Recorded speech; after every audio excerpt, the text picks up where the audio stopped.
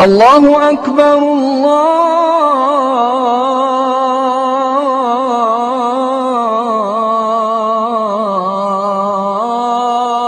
الله أكبر. أشهد أن لا إله إلا الله.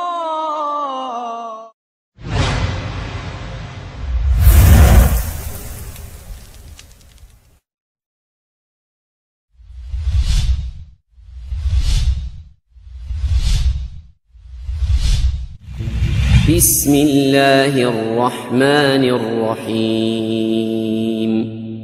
والمؤمنون والمؤمنات بعضهم أولياء بعض يأمرون بالمعروف وينهون عن المنكر ويقيمون الصلاة ويؤتون الزكاة ويطيعون الله ورسوله أولئك سيرحمهم الله إن اللہ عزیز حکیم. صحابہ کرام پابند تھے، مجبور تھے قرآن کی آیات کو سمجھنے کے لیے حدیث محمد رسول اللہ. قیامت سے پہلے بہت سے فتنوں نے سر اٹھانا تھا اور اٹھا رہے ہیں، اٹھاتے رہیں گے. ان فتنوں میں ایک بہت بڑا فتنہ منکرین حدیث کا فتنہ ہے. اسلام نام ہے قال اللہ وقال رسول کا. اللہ کے نبی فرماتے ہیں میں تمہیں دو چیزیں دے کر جا رہا ہوں. لن تضلوا ما تمسکتم بہما. تم گمراہ نہیں ہو سکتے جب تک ان دو کو تھامے رکھو گے، ایک رب کا کلام اور ایک محمد کا فرمان. علیہ وسلم. الله الرحمن الرحيم.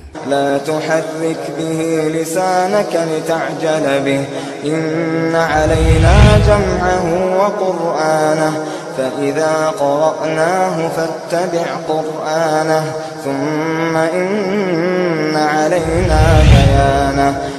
اے میرے حبیب، اس وحی کو جلدی یاد کر لینے کے لیے اپنی زبان کو حرکت نہ دیجیے. یقیناً اس وحی کو دل میں جمع کرنا اور زبان سے پڑھوا دینا ہمارے. پھر جب ہم پڑھوا چکے تو پھر اسی طرح پڑھا کریں، پھر اس کا مطلب سمجھا دینا بھی ہمارے ذمہ ہے. كلا بل تحبون العاجلة وتذرون الآخرة وجوه يومئذ ناظرة إلى ربها ناظرة ووجوه يومئذ باسرة تظن أن يفعل بها فاقرة كلا إذا بلغت التراقي كلا إذا بلغت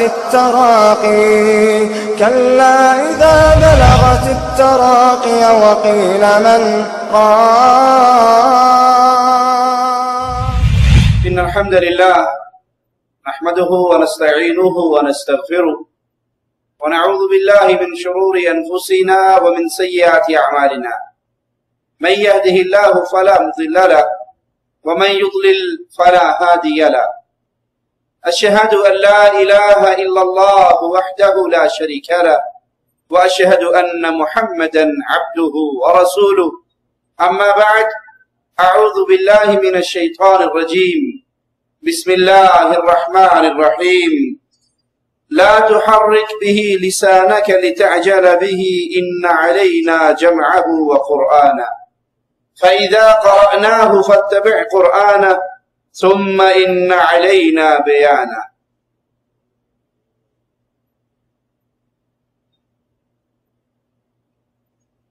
قرآن حکیم اللہ کی وحی جو رسول اللہ صلی اللہ علیہ وسلم پر نازل ہوا کرتی تھی. اللہ کا کلام پیارے حبیب علیہ السلام پہ جب نازل ہوتا تو آپ اس کو جلدی جلدی دہراتے پڑھتے، اس ڈر سے کہ کہیں میں اس کو بھول نہ جاؤں.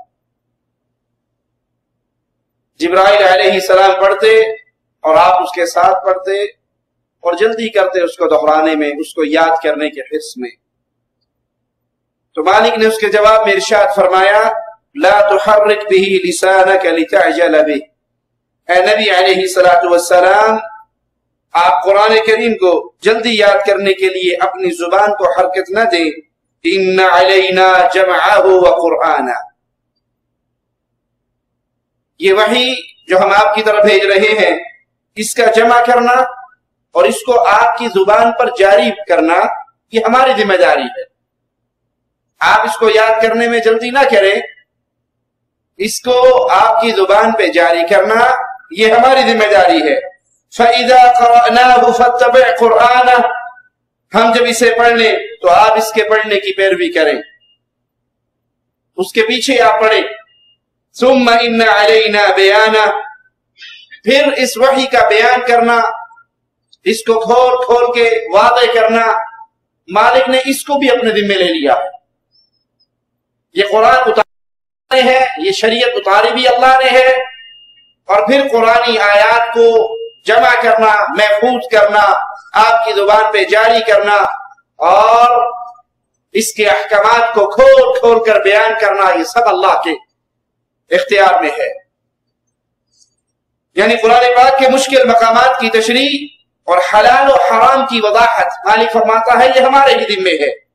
इसका साफ मतलब है कि रसूलुल्लाह सल्लल्लाहु अलैहि वसल्लम को कुरान हकीम के अहकामात की जो तफासील बताई गई, जिसे हदीस कहा जाता है, तो ये हदीस भी अल्लाह की तरफ से वही है। कुरान की आयत भी अल्लाह की तरफ से वही है, और इस कुरान की डिटेल, इस कुरान की तफासील, अहकामात की तफासील जो हदीस रसूल सल्लल्लाहु अलैहि वसल्लम में बयान हुई, तो वो भी अल्लाह ही की तरफ से हैं। क़यामत से पहले बहुत से फितनों ने सर उठाना था, उठा रहे हैं, उठाते रहेंगे। इन फितनों में एक बहुत बड़ा फितना मुनकरीन हदीस का फितना है, जो लोगों के सामने जैसे राफ़िदी अवामुन्नास के दिल को काबू करने के लिए अहले बैत का नाम लेते हैं, अहले बैत की मोहब्बत का जिक्र करते हैं। हालांकि मकसूद अहले बैत से मोहब्बत करना नहीं होती, बल्कि मकसूद अबू बकर, उमर, उस्मान, मुआविया, अबू सुफियान, आयशा, हफ्सा रिज़वानुल्लाहि अलैहिम अजमईन, इनकी दुश्मनी का इज़हार, कुरान हकीम की मोहब्बत का आड़, कुरान हकीम के नाम की आड़ में इनकार करते हैं अहादीस मुहम्मदुर रसूलुल्लाह सल्लल्लाहु अलैहि वसल्लम का नाम लेते हैं। हमें कुरान काफी है, कुरान ने सब कुछ बयान कर दिया, अब हमें अहादीस की जरूरत नहीं है, और झूठ बोलते हैं, क्योंकि कुरान की डिटेल मालिक फरमाता है कि हमारे जिम्मे है इसके अहकामात को खोल खोल कर बयान करना, और कुरान के अहकामात को खोल कर बयान मुहम्मद रसूलुल्लाह ने किए अहादीस रसूल की सूरत में। तो जैसे कुरान अल्लाह की तरफ से वही, इसी तरह हदीस रसूल भी अल्लाह की तरफ से वही है। सोचने की बात है, मुनकरीन हदीस का यह टोला आखिर क्यों अहादीस का इनकार करता है? क्या तकलीफ है इन्हें? ये अहादीस के दुश्मन क्यों है? अहादीस के ऊपर कलाम क्यों करते हैं? अहादीस को अफसाने और कहानियां क्यों करार देते हैं? उसके पीछे उनकी वो साजिश है कि अगर अहादीस रसूल को सामने रखकर कुरान हकीम की आयत को समझा जाएगा तो फिर हम पाबंद हो जाएंगे, आयत का वो मफहूम लेंगे जो मफहूम मुहम्मद रसूलुल्लाह ने लिया सल्लल्लाहु अलैहि वसल्लम, वो मफहूम लेंगे जो अल्लाह के नबी से आपके सहाबा कराम ने सीखा। अपनी मनमानी तफसीर, अपनी मर्जी का मफहूम, अपनी मर्जी का अकीदा फिर कुरान हकीम की आयत से साबित नहीं किया जा सकता। इसलिए वो अपना कारोबार और धंधा और दुकानदारी चलाने के लिए पहला वार करते हैं अहादीस मुहम्मद रसूलुल्लाह सल्लल्लाहु अलैहि वसल्लम पर कि अहादीस झूठी है, इनके अंदर गलत मलत सही ज़ईफ सारी शामिल हो गई, लिहाजा इनका कोई एतबार नहीं रहा, ये ज़न्नी है, ये ख्याली है, मैं भी ठीक हो, मैं भी ठीक ना हो, गलत हो। वो इस वास्ते हदीस रसूल के अंदर शक डालते हैं अवाम उन्नास के दिल में کہ قرآن کی تو اللہ نے گارنٹی لی ہے کہ اس کی حفاظت میں کروں گا، حدیث کی کوئی گارنٹی نہیں لی، تاکہ جب حدیث کے بارے میں مشکوک ہو جائیں گے پھر وہ قرآن کی آیت پڑھیں گے ملنگ کی طرح، اسے کہا جائے گا نماز پڑھو، وہ کہتا ہے نماز نہ پڑھنے کا حکم تو قرآن میں ہے، یا ایھا الذین آمنوا لا تقربوا الصلاۃ، ایمان والو نماز کے نزدیک نہ جاؤ، اسے کہا جائے گا آگے پڑھو وانتم سکارا، جب تم نشے کی حالت میں ہو، وہ کہتا ہے اتنے پہ عمل کر لینے دو باقی بعد میں دیکھوں گا۔ تو مقصود انہوں نے اپنا فتنہ، اپنی سازش، اپنے من مانے عقائد، یہود و نصارہ کے ایجنٹ اور ان کو راضی کرنے والے، وہ مسائل جن سے یہود و نصارہ راضی ہو وہ اس وقت لیے جا سکتے ہیں جب احادیث رسول صلی اللہ علیہ وسلم کا انکار کر دیا جائے۔ لیکن ہمارا دعویٰ یاد رکھنا، منکر حدیث حقیقت میں قرآن کا بھی انکاری ہے۔ جو حدیث رسول کا انکار کرتا ہے، جو احادیث مصطفیٰ صلی اللہ علیہ وسلم کا انکار کرتا ہے، حقیقت میں وہ صرف حدیث رسول کا انکار نہیں کرتا بلکہ وہ اللہ کے کلام اور قرآن حکیم کا بھی انکار کرتا ہے۔ حدیث کی اہمیت کتنی ہے قرآن سمجھنے کے لیے؟ میرے اور آپ کے ذہن اور عقل اور فہم کی بات نہیں ہو رہی، صحابہ کرام پابند تھے، مجبور تھے قرآن کی آیات کو سمجھنے کے لیے حدیث محمد رسول اللہ کے۔ اب سوچیے اللہ کے لیے، صحابہ کرام کائنات کا افضل ترین گروہ ہے، صحابہ کرام نسلاً عربی ہے، عربی لغت جانتے ہیں، عرب ہے، قرآن عربی میں نازل ہوا۔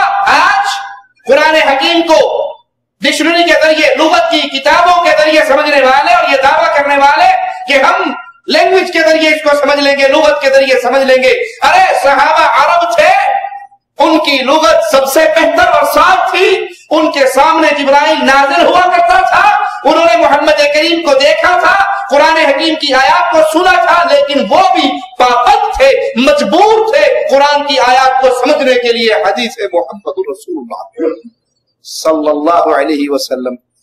جب وہ احادیث رسول کو کے بغیر قرآن کی آیات کو نہ سمجھ سکے، آج مائی نے کون سا لال پیدا کر دیا ہے جو انڈیا پاکستان کے اندر پیدا ہو کے، جو عربی بھی نہیں ہے، جو عربی لغت کو بھی نہیں جانتا، اور وہ یہ دعویٰ کرے کہ ہمیں قرآن کافی ہے، ہمیں حدیثوں کی ضرورت نہیں۔ آئیے، قرآن حکیم کا وہ کون سا مقام، قرآن حکیم کا وہ کون سا انداز ہے جہاں صحابہ کرام اپنی عقل کی بنیاد پر قرآن حکیم کی آیت کو نہ سمجھ سکے اور اس کے سمجھنے میں غلطی کی۔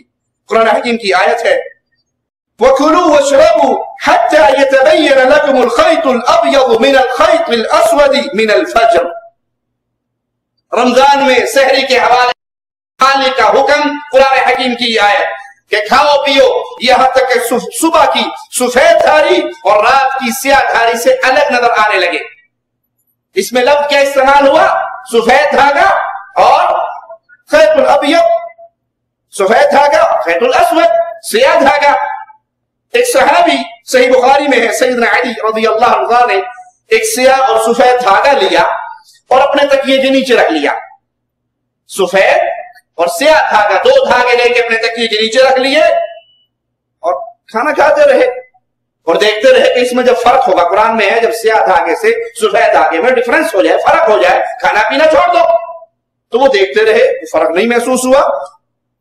صبح آ کر رسول اللہ صلی اللہ علیہ وسلم کے سامنے عرض کی، اے اللہ کے نبی، میں نے دو دھاگے اپنے تکیے کے نیچے رکھ لیے، اس آیت کی روشنی میں میں نے دو دھاگے اپنے تکیے کے نیچے رکھ لیے اور میں دیکھتا رہا اس میں وضاحت کب ہو، فرق کب ہو۔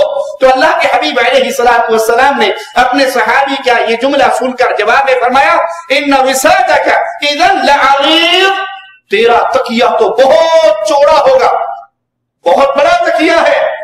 ان كان الخيط الابيض والاسود تحت وسادتك، اگر صبح کی سفید دھاری اور رات کی سیاہ دھاری، یہ دن اور رات، سفیدی اور اندھیرا تیرے اکیلے تکیے کے نیچے آ گئے تو تیرا تکیہ تو بہت بڑا ہونا چاہیے۔ اس سے مراد دھاگا نہیں ہے، اس سے مراد تو فجر اور رات کی دھاریوں کا فرق ہے۔ یہ صحابی رسول ہے، شاگرد مصطفیٰ ہے، قرآن کی آیت کو سمجھتے ہیں، عربی زبان کو سمجھتے ہیں، عربی لغت کو جانتے ہیں، اس کے باوجود پابند ہے حدیث मुस्तफा के बगैर कुरान उनको भी समझ नहीं आ सकता। और जो परवेजी आज ऐलान करे कि हदीसों की जरूरत नहीं, जो मुनकरीन हदीस आज ऐलान करे हमें हदीसों की जरूरत नहीं, हकीकत में वो इनकार हदीस मुस्तफा के जुर्म में गिरफ्तार होकर खुद रब के कलाम का इनकार कर रहा है। क्योंकि हदीस भी वैसे ही वही है जैसे अल्लाह का कलाम, कुरान हमारे सामने वही है। सैयदना अली रज़ी अल्लाह अन्हु ने पूछा, अल्लाह सियाह और सफेद धारी से फिर क्या मुराद है? मैंने तो 2 धागे ले लिए थे और मेरे ज़हन के मुताबिक, मेरे फहम के मुताबिक यही माजरा था। आप बताइए कि इससे मुराद क्या है? तो अल्लाह के नबी सल्लल्लाहु अलैहि वसल्लम ने फरमाया, ला बल हुआ सवादुल लैली व बयादुन नहार। कहा नहीं मेरे सहाबी, ऐ मेरे साथी, इससे मुराद 2 धागे नहीं बल्कि रात की स्याही और दिन का उजाला इससे मुराद है। तो सहाबी रसूल कुरान हकीम के एक मकाम को समझने के लिए पाबंद रहे मोहम्मद रसूलुल्लाह सल्लल्लाहु अलैहि वसल्लम के इरशाद के। अब सोचिए, सहाबा को कुरान समझने के लिए हदीस की जरूरत है और मजबूर है वो मुस्तफा अलैहिस्सलाम की आयत, आपके इरशादात की रोशनी में आयत को समझे।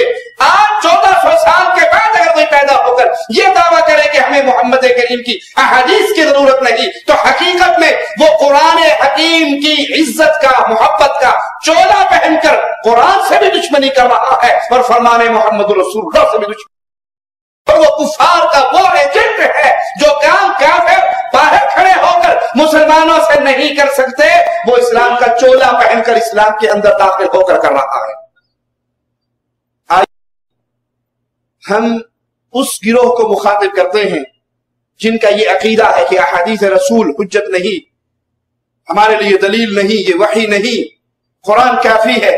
तो हम कुरान हकीम की आयात में से ही, हम हदीस का कोई सवाल नहीं करेंगे, तमाम सवालात कुरान हकीम के अंदर से करेंगे कि अगर हदीस की जरूरत नहीं, हदीस मोतबर नहीं, हदीस की हुज्जियत के तुम कायल नहीं, तो कुरान की इस आयत से क्या मसला साबित होता है? उसकी दलील भी कहां से मिलनी चाहिए?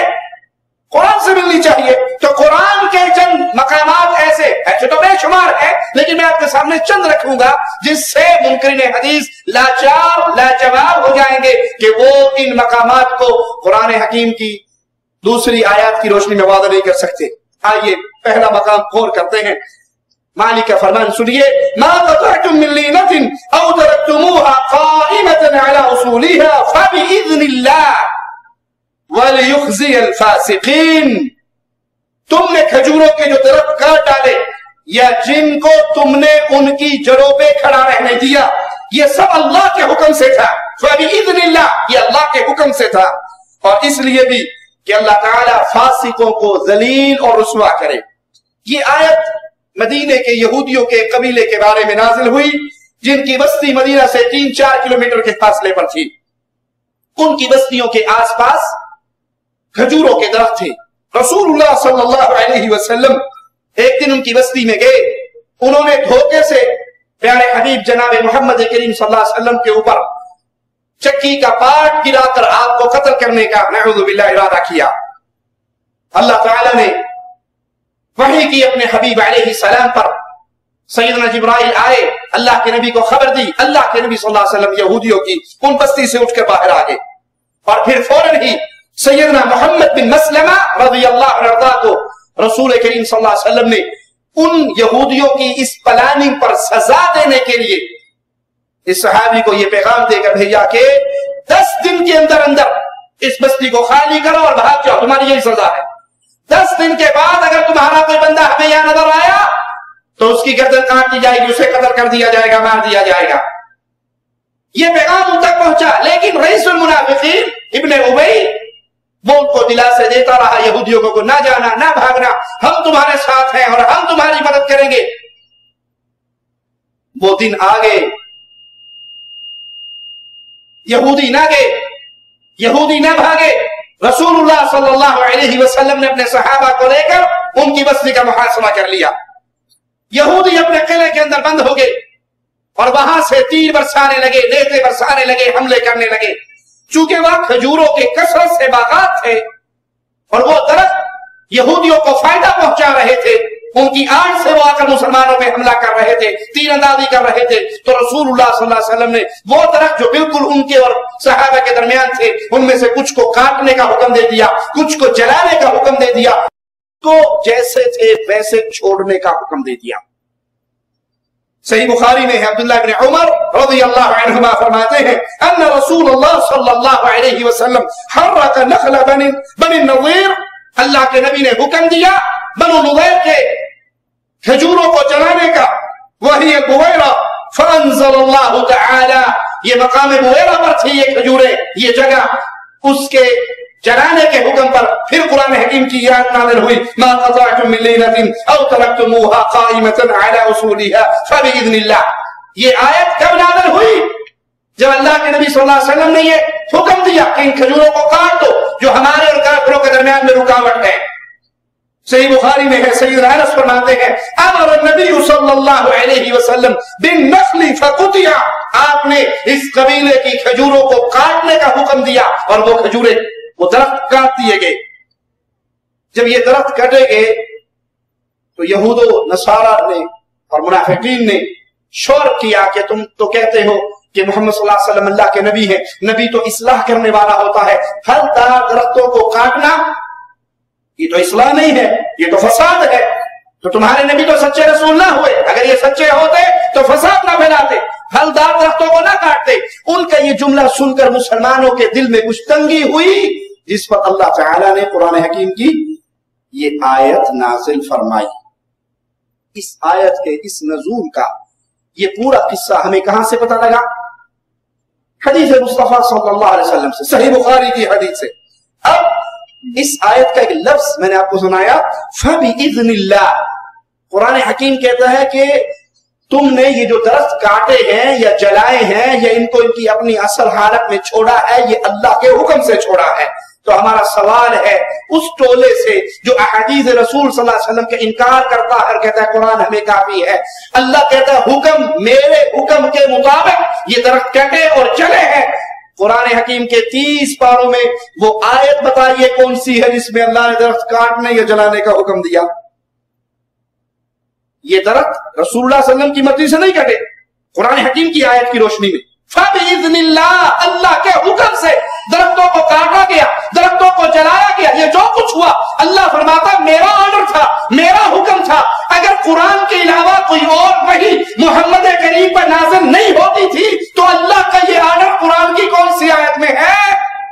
हातू बुरहानकुम इन कुंतुम सादिकीन, अगर सच्चे हो तो अल्लाह का वो हुक्म जिस आयत में है वो आयत पढ़कर हमें भी सुना दो। लेकिन क़यामत की दीवारों तक कोई मुनकरे हदीस, दुश्मने मोहम्मद रसूलुल्लाह, याद रखना मेरा जुमला, जो अहदीस रसूल का इनकार करता है वो अहदीस रसूल का दुश्मन नहीं, वो मोहम्मद का दुश्मन है सल्लल्लाहु अलैहि वसल्लम। क्योंकि मेरे नबी ने फरमाया था उसका चेहरा अल्लाह क़यामत के दिन रोशन करे जो मेरी हदीस को सुने, उसको याद करे, उसको आगे पहुंचाए। तो हदीस रसूल को सुनने वाला, हदीस रसूल को याद करने वाला, हदीस रसूल को आगे पहुंचाने वाले के लिए तो मोहम्मद करीम दुआ देते हैं क़यामत के दिन जब चेहरे सियाह हो, चेहरे रोशन हो, अल्लाह मेरी हदीस के याद करने वाले, मेरी हदीस को बयान करने वाले के चेहरे को रोशन करना। और ये सालिम कहते हैं कि मोहम्मद करीम की हदीस की हाजत नहीं, जरूरत नहीं, वो बिल्कुल कहानी और अफसाने है, वो झूठ और सच का मजमुआ है, वो तारीखी मवाद है। तो ये दुश्मन हदीस मुस्तफा नहीं है, दुश्मन मोहम्मद मुस्तफा है सल्लल्लाहु अलैहि। कुरान हकीम की वो आयत बताइए, वो मकाम बताइए जहां पर अल्लाह ने ये दरख्त काटने का हुक्म दिया हो। आइए दूसरे सवाल की तरफ बढ़ते हैं। मालिक का फरमान है, इन इद्दत शुहूरी इंदल्लाह 12 शहरा फी किताबिल्लाह, अल्लाह के यहां महीनों की तादाद 12 है। अल्लाह के यहां 12 महीने हैं। यौमा खलक़स समावाति वल अर्द, ये 12 महीने, साल के 12 महीनों की तादाद कब से मुकर्रर है? जब से अल्लाह ने आसमान और जमीन को पैदा किया है। मिनहा अर्बअतुन हुरुम, इनमें 4 महीने हुर्मत वाले हैं। महीनों की कुल तादाद कितनी है साल की? 12। इज्जत वाले कितने हैं? 4। कब से ये तादाद मुकर्रर हुई? जब से जमीन आसमान की तख्लीक हुई। ज़ालिका दीनुल क़य्यिम फला तुज़्लिमू फ़ीहिन्ना अनफुसकुम वक़ातिलुल मुशरिकीन काफ़्फ़तन लकुम काफ़्फ़ा वअलमू अन्नल्लाहा मअल मुत्तक़ीन। यही सीधा दीन है। तुम इन महीनों में अपनी जानों पर जुल्म ना करो। ये 4 जो हुर्मत वाले महीने हैं, इन महीनों में अपनी करो और मुशरिकीन सब के सब मुशरिकों से लड़ो जैसे वो सब के सब तुमसे लड़ते हैं, तुम भी उनसे लड़ो और जान लो कि अल्लाह ताला तक़वा इख्तियार करने वालों के साथ है। यहूद और नसारा की तरह मुशरिकीन अरब भी हीले और बहाने से काम लिया करते थे और दीनी मसाइल के अंदर तब्दीली कर लिया करते थे। मसलन दीन इब्राहिमी में यह तरीका चलता था कि हुर्मत वाले महीनों में लड़ाई झगड़ा कत्लो क़िताल नहीं किया जाता था, सुकून होता, हत्ता कि कोई अपने बाप के दुश्मन से भी इंतकाम ना लेता। किसी ने किसी के सगे भाई को मार दिया, हुर्मत वाले महीने आ गए तो वो अपने सगे भाई के कातिल से भी इंतकाम ना लेता।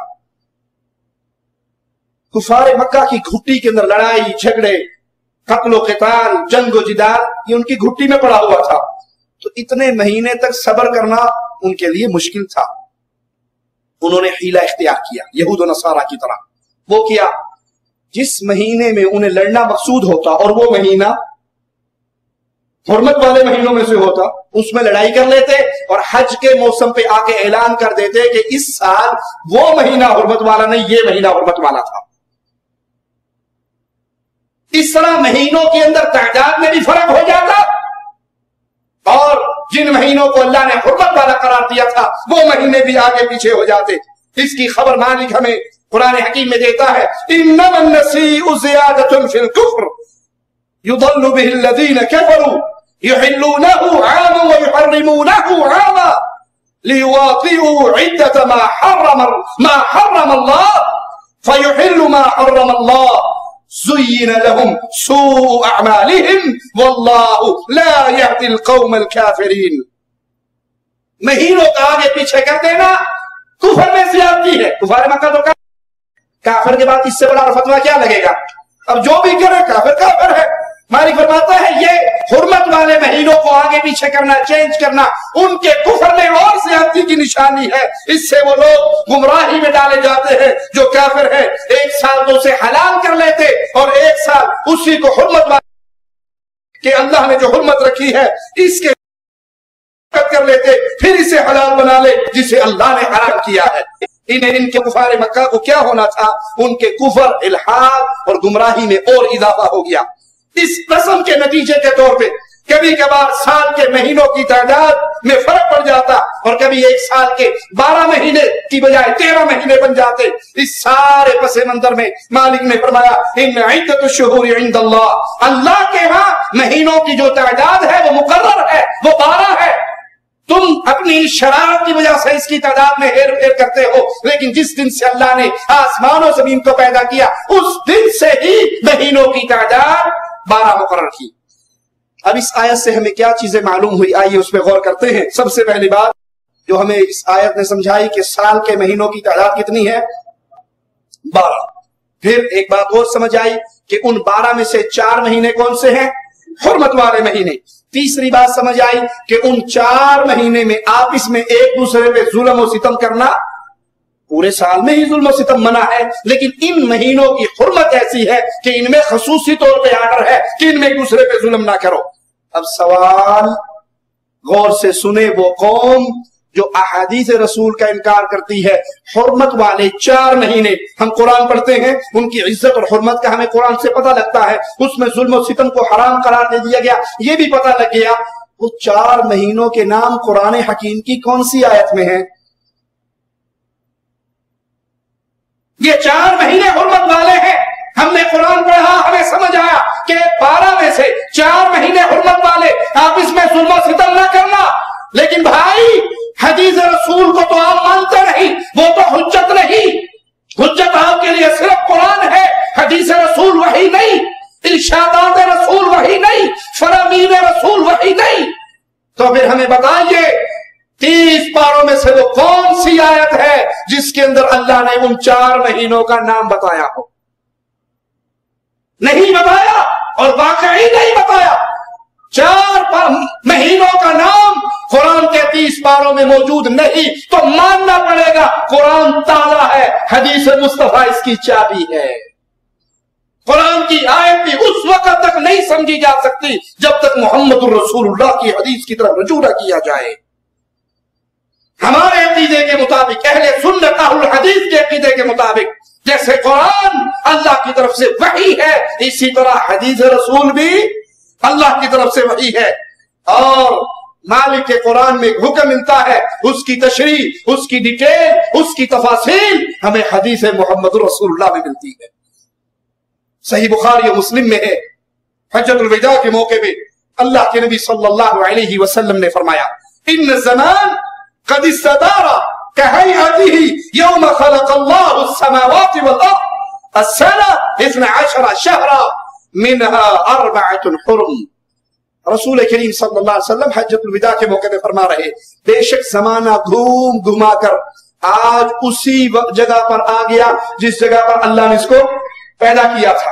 यानी ये साल, इसमें वही महीने हुर्मत वाले करार दिए गए जो हुर्मत वाले महीने अल्लाह ने करार दिए थे। फिर वहां पर वापिस जमाना उस पर आ गया। इनमें से 4 हुर्मत वाले हैं। ये कौन बता रहा है? कुरान की कोई आयत नहीं बता रही, हदीस मुस्तफा सही बुखारी और सही मुस्लिम में आपने फरमाया 3 महीने तो हुर्मत वाले लगातार हैं, ज़ुल्क़अदा, ज़ुल्हिज्जा, मुहर्रम, और चौथा महीना रजब का महीना है। ये 4 महीने हुर्मत वाले हैं। कुरान के अंदर हुक्म है हुर्मत वाले महीनों में आप इसमें जुल्म ना करो, लेकिन उन 4 महीनों का नाम कुरान की कोई भी आयत हमें नहीं बताती। वो महीनों का नाम हमें पता लगता है तो दरे मुस्तफा से पता लगता है सल्लल्लाहु अलैहि वसल्लम। मानना पड़ेगा जो हदीस रसूल के इनकार का ऐलान कर रहे, वो अपनी मनमानी तफसीर को कुरान हकीम की आयत से साबित करना चाहते हैं, क्योंकि अगर कुरान की आयत को लेकर जाए आका अलैहिस्सलातु वस्सलाम के पास और कुरान को समझे जैसे हदीस रसूल समझाती है, तो फिर कोई बंदा अपने मतलब का मजहब नहीं बना सकता। हदीस रसूल से हुर्मत वाले 4 महीनों के नाम का इल्म हुआ, कुरान हकीम से इल्म नहीं हुआ। अब हमारा सवाल है, अगर ये हदीस रसूल अल्लाह की तरफ से नाजिल शुदा नहीं है, आपका दावा है ये अल्लाह की तरफ से नाजिल शुदा नहीं, तो हम कुरान की आयत पे अमल करना चाहते हैं, इस पे अमल कैसे करें? हम उन 4 महीनों में जुल्म और सितम से बचना चाहते हैं। उन महीनों का नाम क़यामत तक कोई मुनकिर हदीस सबूत नहीं दे सकता, क्योंकि ये सबूत उनको मिलेगा तो मोहम्मद रसूलुल्लाह के फरमान से मिलेगा। हो सकता है गामदी साहब जैसा कोई मुनकिर हदीस वो कहे कि अरब के उस रस्म रिवाज को देखा जाएगा, अरबों की शायरी को देखा जाएगा, उस वक्त रिवाज पर कौन कौन से महीने हुर्मत वाले मशहूर थे वो देखे जाएंगे। तो हम उसको पहला जवाब तो ये देते हैं कि उन्होंने जो रस्में बद शुरू की थी काफिरों में हुर्मत वाले महीनों को आगे पीछे करने की, 1 साल हुर्मत वाला और 1 साल उसको चेंज कर लेते थे, उसकी वजह से तो अरबों का रिवाज तो खलत मलत हो गया, वो तो अपनी असल शक्ल में बाकी ना रहा। और फिर उससे कड़वा सवाल, ऐ मुनकिरीने हदीस के टोले, तुम्हें अबू जहल, अबू लहब, कुफारे मक्का, कुरैशे मक्का के जाहिलियत के दौर के रस्म और रिवाज पर एतबार है, बिलाल के आका मोहम्मद पर एतबार नहीं है सल्लल्लाहु अलैहि वसल्लम। तुम मुशरिकीन मक्का के रस्म और रिवाज का एतबार करते हो, उनकी शायरी का एतबार करते हो, उनके नसर का एतबार करते हो, और अगर तुम्हारे नजदीक बेएतबारी कलाम है तो वो मोहम्मद का कलाम है, तुम भी मुसलमान हो। मेरे मुस्तफा तो वो हस्ती और वो जात, सहाबी मेरे आका की हर बात को लिखा करते थे। दोस्तों के मशवरे पर एक दिन ना लिखा, पूछा लिख क्यों नहीं रहे? कहा साथियों ने मशवरा दिया है हर बात ना लिखा कर, पूछ पूछ के लिखा कर। अल्लाह की कसम लिख, اس منہ سے جو نکلے گا حق نکلے گا، محمد کی زبان سے جھوٹ نکل سکتا؟ اور منکرین حدیث کا یہ ٹولہ ایسا ظالم، ایسا گمراہ ہے، جس محمد کو صادق امین کفار مکہ نے مانا تھا صلی اللہ علیہ وسلم، جس حبیب کو صادق اور امین بتوں کے پجاری مانا کرتے تھے اور کہا کرتے تھے 40 سالہ زندگی میں ایک لمحہ بھی ہمیں یاد نہیں جس دن ہم نے آپ کی زبان سے جھوٹ سنا ہو۔ اس سچے کی بات کو نہیں مانتے، کفار مکہ کے رواج کو مان لیتے ہیں۔ آئیے ایک اور سوال کی طرف آگے بڑھتے ہیں۔ مالک کا فرمان سنیے اور یاد رکھیے میری بات کو، پھر ہم یہ سارے سوال کہاں سے کر رہے ہیں؟ قرآن پاک سے۔ احادیث کے مسئلے ہم نے ابھی نہیں کھولے۔ تم کہتے ہو قرآن کافی ہے، تو قرآن سمجھاؤ حدیث کے بغیر۔ قرآن حکیم میں مالک فرماتا ہے وَمَا جَعَلْنَا الْقِبْلَةَ الَّتِي كُنْتَ عَلَيْهَا إِلَّا لِنَعْلَمَ مَنْ يَتَّبِعُ الرَّسُولَ مِمَّنْ يَنْقَلِبُ عَلَىٰ عَقِبَيْهِ وَإِنْ كَانَتْ لَكَبِيرَةً إِلَّا عَلَى الَّذِينَ هَدَى اللَّهُ وَمَا كَانَ اللَّهُ لِيُضِيعَ إِيمَانَكُمْ إِنَّ اللَّهَ بِالنَّاسِ لَرَءُوفٌ رَحِيمٌ۔ سورۃ بقرہ آیت نمبر 143۔ مالک فرماتا ہے جس قبلے پر تم پہلے تھے اسے ہم نے صرف اس لیے مقرر کیا تھا، غور کیجئے گا، بیت اللہ سے پہلے کس طرح منہ ہو کے نماز ہوتی تھی؟ بیت المقدس کی طرف۔ اللہ فرما رہا ہے جس قبلے پر تم تھے، بیت اللہ سے پہلے جس قبلے پر تم تھے اس کو ہم نے اس لیے مقرر کیا تھا کہ جان لے رسول اللہ کا سچا تابعدار کون ہے اور کون ہے جو اپنے ایڑیوں پر نبی کی بات ماننے والا سچا کون اور جھوٹا کون۔ تو یہ کام دشوار ہے مگر جنہیں اللہ رب العزت نے ہدایت دی ان کے لیے ہرگز دشوار نہیں۔ اللہ تعالیٰ تمہارا ایمان یعنی تمہاری وہ نمازیں جو بیت المقدس کی طرف منہ کر کے پڑھتے رہے ان کو ضائع نہیں کرے گا، بلکہ اللہ تعالیٰ لوگوں پر شفقت اور مہربانی کرنے والا ہے۔ یہ قرآن حکیم کی ایک آیت ہم نے آپ کے سامنے پڑھی۔ اس آیت میں یہ بتایا گیا کہ آپ جس قبلے پر تھے پہلے کاربند تھے اس کو ہم نے ہی مقرر کیا تھا، یعنی بیت المقدس کو اللہ فرما رہا ہے قرآن حکیم کی آیت کی روشنی تمہارے لیے اس کو قبلہ اول بنایا تھا۔ بخاری مسلم میں ہے، صحابہ کرام بیان فرماتے ہیں صلینا مع النبی صلی اللہ علیہ وسلم، ہم نے اللہ کے نبی کے ساتھ نماز پڑھی نحو بیت المقدس، بیت المقدس کی طرف منہ کر کے 16 او 17 شہرا، 16 یا 17 مہینے، 16 یا 17 مہینے ہم نے نماز پڑھی نبی کے ساتھ۔ ہمارا منہ کدھر تھا؟ بیت المقدس کی طرف۔ ثم صرفه نحو القبلہ، پھر اللہ کے نبی نے ہمارا منہ اللہ کے حکم سے بیت اللہ کی طرف موڑ دیا۔ قرآن حکیم کی اس آیت میں اللہ تعالیٰ نے بیت المقدس کو قبلہ بنانے کی نسبت اپنی طرف کی کہ ہم نے بیت المقدس کو قبلہ قرار دیا، لیکن قرآن حکیم کے 30 پاروں کو پڑھ جائیں اللہ کا یہ حکم قرآن کی آیات میں موجود۔ بیت المقدس مسلمانوں کا قبلہ اللہ نے مقرر کیا، قرآن کہہ رہا ہے، لیکن وہ قرآن کی کون سی آیت ہے؟ الحم شریف سے لے کے والناس تک پڑھ جائیے، آپ کو وہ آیت نہیں ملے گی جس میں اللہ حکم دے کہ مسلمانوں تم نماز بیت المقدس کی طرف منہ کر کے پڑھو۔ ثابت ہوا کہ اللہ کا حکم نبی پر قرآن کے علاوہ کسی اور صورت میں بھی آتا تھا، کسی اور شکل میں بھی آتا تھا۔ قرآن کو وحی جلی کہتے ہیں، حدیث کو وحی خفی کہتے ہیں۔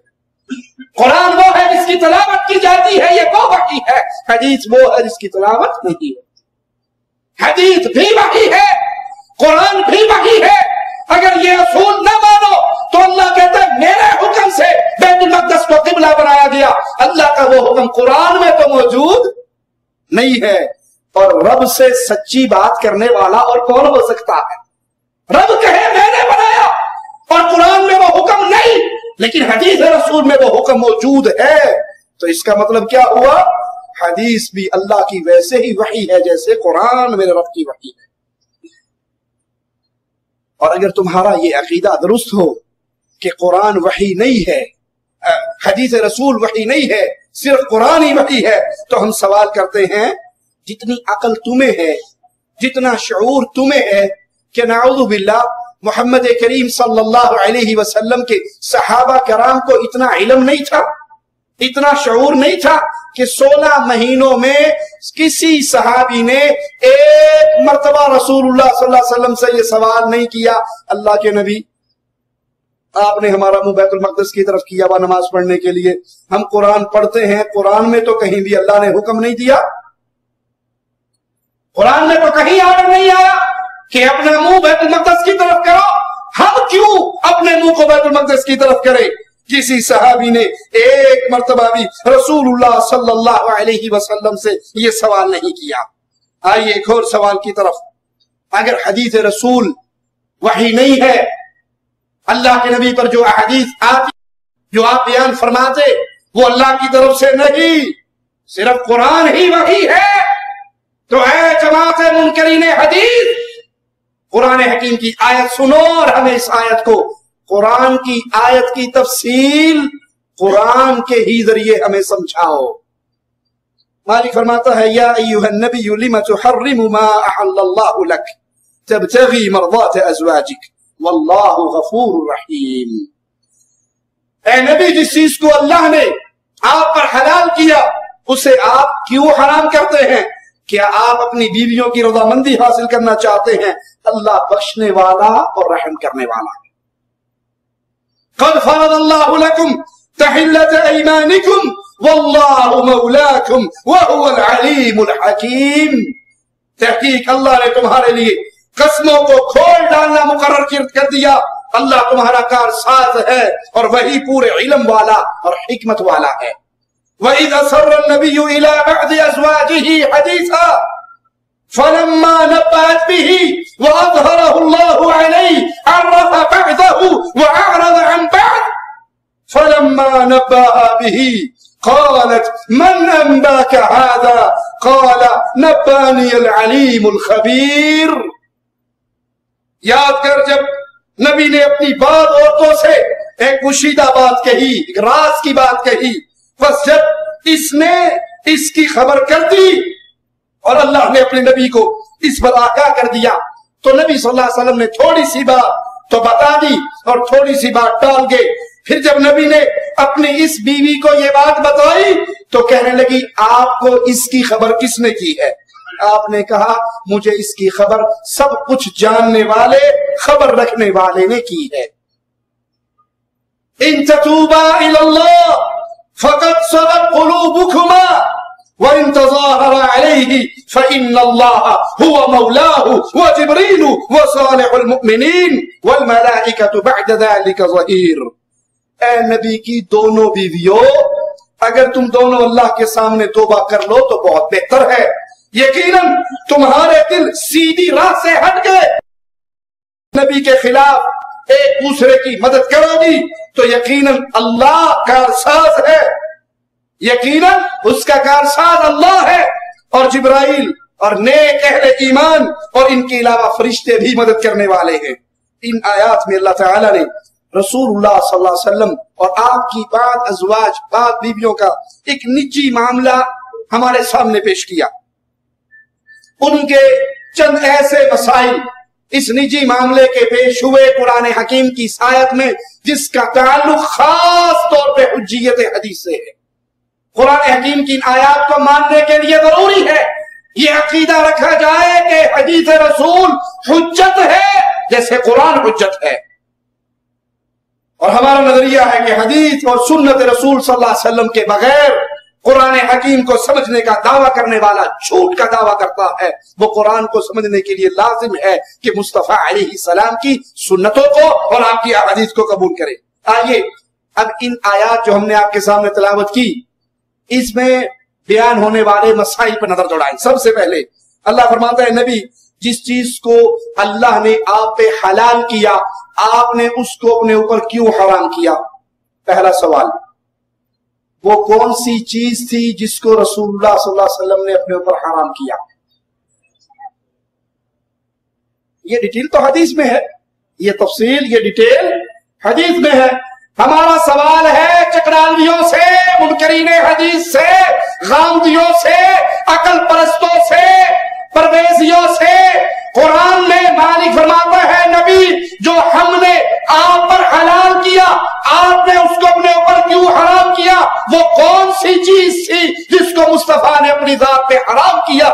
جواب قرآن کی آیت سے دیجئے۔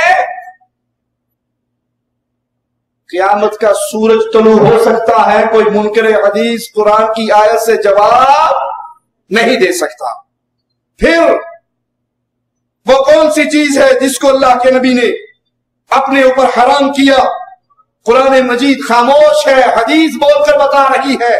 اور جب نبی نے اپنی بعض بیویوں سے راز کی ایک بات کہی، قرآن کہہ رہا ہے جب نبی نے بعض بیویوں سے راز کی ایک بات کہی تو وہ راز کی کون سی بات تھی جو نبی نے بیویوں سے کہی؟ دلیل قرآن سے دے دو۔ قرآن کی کس آیت میں ہے کہ نبی نے راز کی فلاں بات اپنی فلاں زوجہ محترمہ سے کہی اور اس بیوی کا نام کیا تھا؟ جواب قرآن کی آیت سے دیجئے۔ حدیث کو آپ نہیں مانتے، قرآن مجید اس بارے میں خاموش ہے، اور حدیث رسول صلی اللہ علیہ وسلم ان دونوں باتوں کا جواب موجود ہے۔ ماننا پڑے گا، جیسے قرآن رب کی وحی ہے، حدیث بھی رب کی طرف سے وحی ہے اپنے حبیب کا۔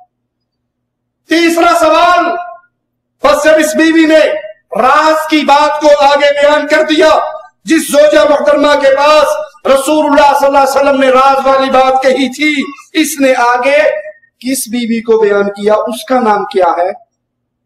قرآن بتا رہا ہے کہ نبی کس بیوی نے بات آگے کر دی، کس کو کی؟ قرآن کی کون سی آیت میں اس بیوی کا نام موجود ہے جس کو اس بیوی نے بتائی؟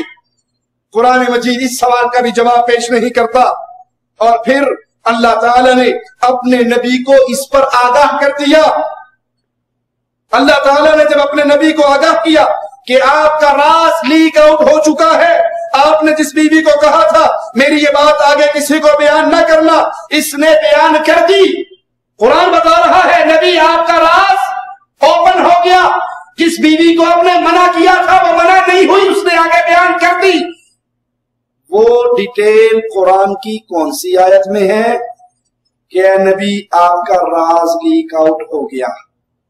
اس بیوی نے فلاں بیوی کو بتا دیا، اس بیوی کا یہ نام ہے اور راز آپ کا یہ تھا، اور یہ راز اب اوپن ہو گیا۔ یہ تفصیل قرآن کی کون سی آیت میں ہے؟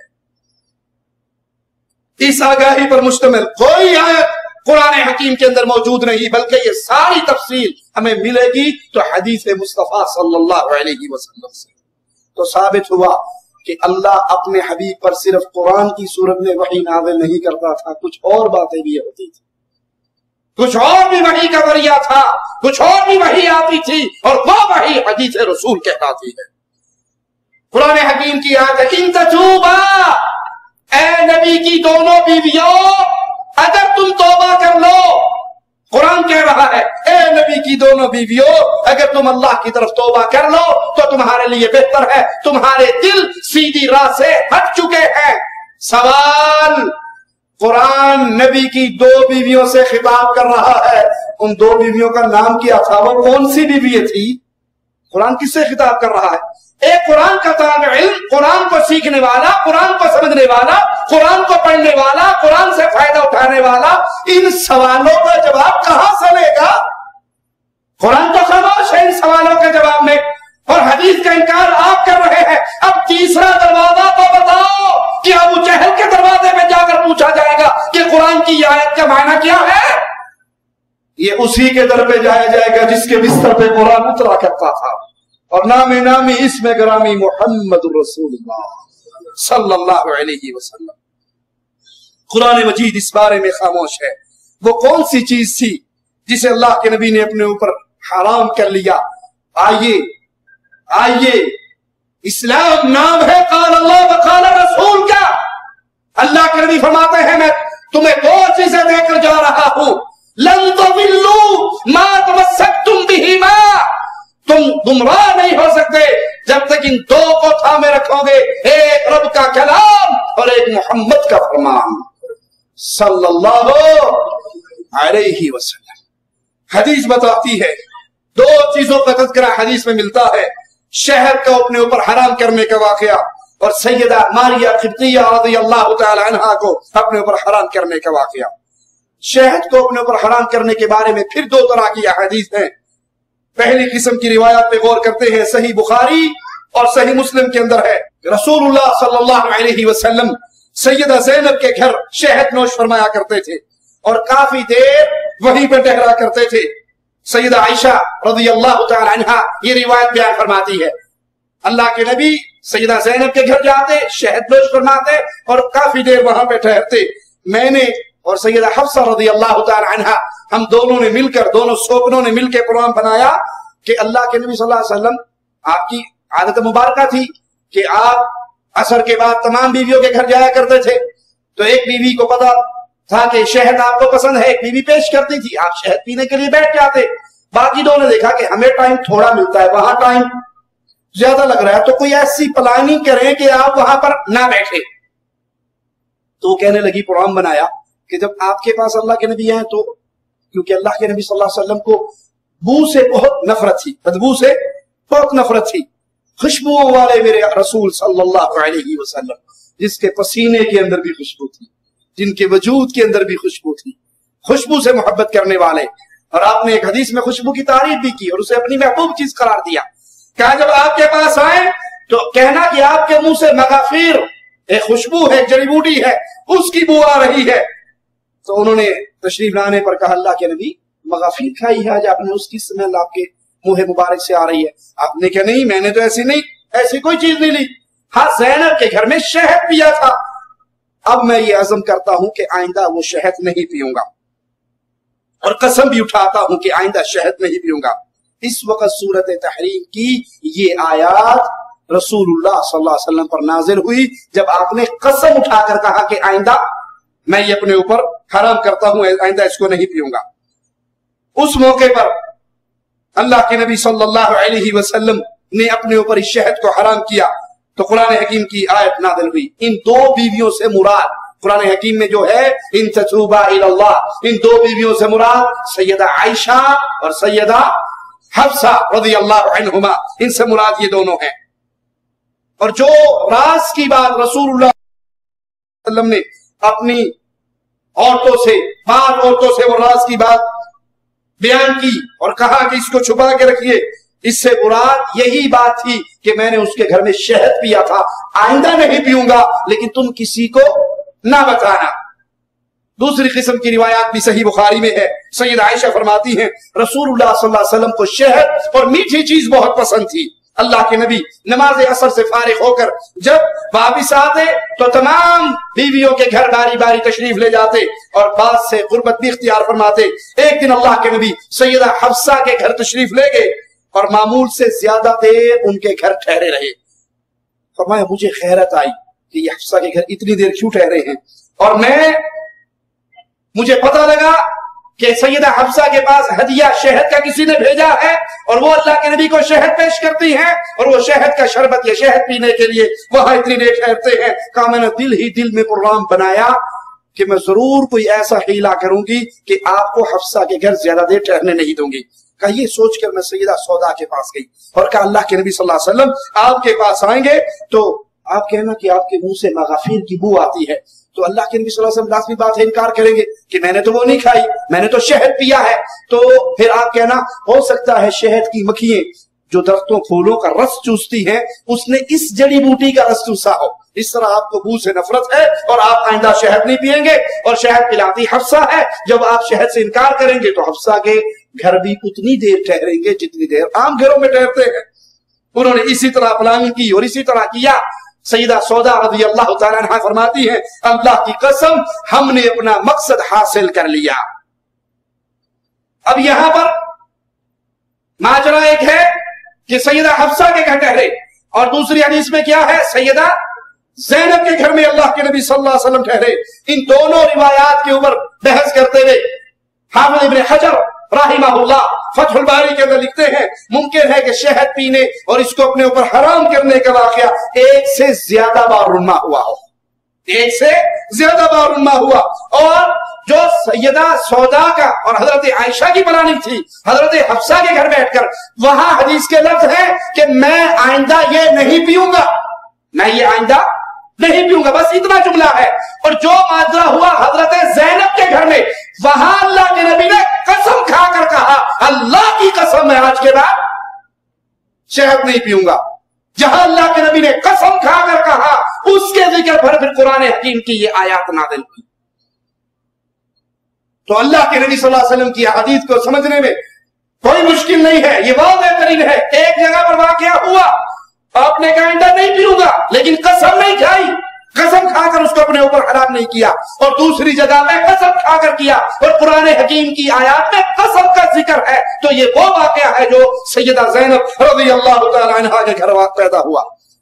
اللہ سے دعا ہے اللہ ہماری خطاؤں کو معاف فرمائے، اللہ ہماری سیاہکاریوں کو معاف فرمائے، اللہ ہمیں حدیث رسول کی محبت عطا فرمائے، مصطفیٰ علیہ السلام کی محبت عطا فرمائے، زندہ رکھے، ایمان پہ رکھے، موت کو اس حال میں دے۔ اللہ ہم سے راضی ہو، ہم اپنے اللہ سے راضی ہو۔ اقول قولی ھذا واستغفر اللہ لی ولکم ولسائر المسلمین فاستغفروہ انہ هو الغفور الرحیم۔